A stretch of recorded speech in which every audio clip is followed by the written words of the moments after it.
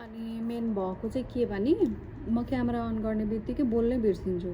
अब बोल्न नबिर्सनको लागि त क्यामेरासँग कम्फर्टेबल पनि हुनु पऱ्यो। अनि one by one step by step mind set गरेर होइन एकदमै राम्रो खालको बोल्ने त्यो कन्फिडेन्ट आउनु पऱ्यो नि त। त्यही भएर स्टेप बाई स्टेप गएर नै हो फर्स्ट भिडियो मैले बनाएको छु जहाँ चाहिँ मैले भोइस ओभर गरेको छु र यो सेकेन्ड भिडियो हो। यो सेकेन्ड भिडियोमा चाहिँ भिडियोमै इन्टरेक्ट म यसरी कन्भर्सेसन कुरा गरिरहेको छु। अब नेक्स्ट भिडियोमा मेबी अर्को केही स्पेसल टपिकमा हामी कुरा गर्नेछौँ। This is the view of outside of window, and this is a school. There is a school buses and some government project buildings are over there. And okay, त्यहाँनिर एउटा signal छ, त्यो सिग्नलदेखि यता हामी आउँछौँ।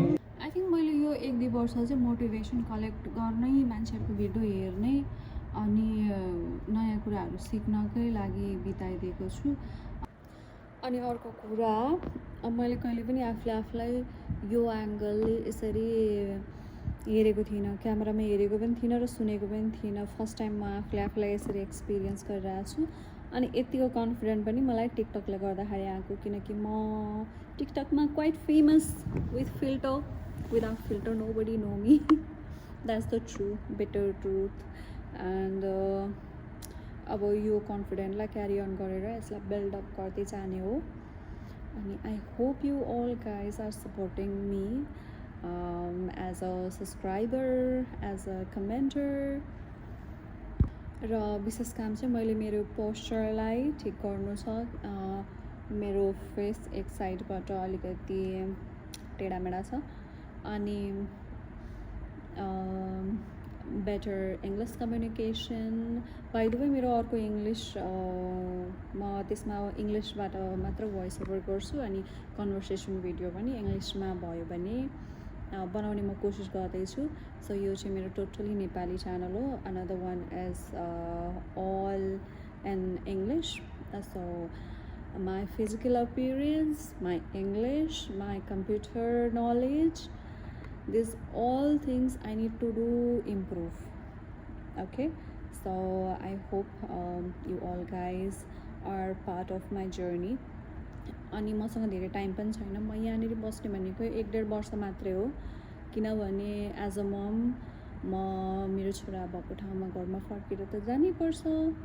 अनि that's a good thing and it is a good news. मैले मेरो धेरै कुराहरूमा इम्प्रुभमेन्ट पाइ पनि राखेको छु। लास्ट भिडियो मेरो के छ भने मैले भोइस ओभर गरेको थिएँ जहाँ चाहिँ म होल नाइट म सुत्न सकेको थिइनँ अनि म मेरो घरलाई, मेरो छोरालाई एकदमै धेरै मिस गरिरहेको थिएँ। तर काम गर्न जरुरी छ, बिजी हुन जरुरी छ, आफूलाई इम्प्रुभ गर्न जरुरी छ। लाइफ यत्तिकै त सकिँदैन होइन।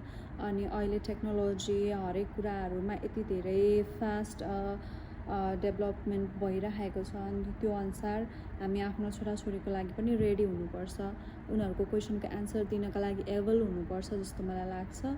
अनि म त्यत्रो अब धेरै नलेज भएको मान्छे त होइन, तर पनि आफूलाई अपडेट गरिरहनुपर्छ भन्ने मेरो मान्यता। अनि मलाई लाग्थ्यो म ठिकठाकै देखिन्छु, तर म नट लाइक दिस। म खासै ठिकठाक नदेखिने रहेछु, किनकि जस्ट यस्टरडे नाइट पनि म होल नाइट म सुत्न सकेको थिइनँ, किनकि समथिङ चिजहरू भइरहेको थियो। मेरो लाइफमा धेरै अप्स एन्ड डाउनहरू छ होइन। त्यसको लागि रिकभर अनि ब्याकअपको रूपमा चाहिँ मैले युट्युब च्यानलमा आफूलाई बिजी गराउने कोसिस गरिरहेको छु। आफूलाई बोलेको हेर्दा पनि अलिकति एक्साइटमेन्ट फिल हुँदो रहेछ, अलिकति अनौठो लाग्दो रहेछ कि म ओके हामी एक्सपेक्ट गरिरहेको हुन्छौँ नि त कसैको अगाडि प्रेजेन्ट भएर कुरा गरिराख्दाखेरि ओके आम डन 100% पोजिटिभ भाइब्स दिइरहेको छु भन्ने कन्फिडेन्ट हुन्छ, तर एक्चुअली त्यस्तो के पनि हुँदैन। त्यही भएर कहिलेकाहीँ आफूलाई यसरी हेरेर एनालाइसिस गर्न चाहिँ एकदमै धेरै जरुरी छ। सो ओके, यो जर्नी कन्टिन्यू नै रहनेछ, एकअर्कालाई हामी सपोर्ट नै गर्नेछौँ।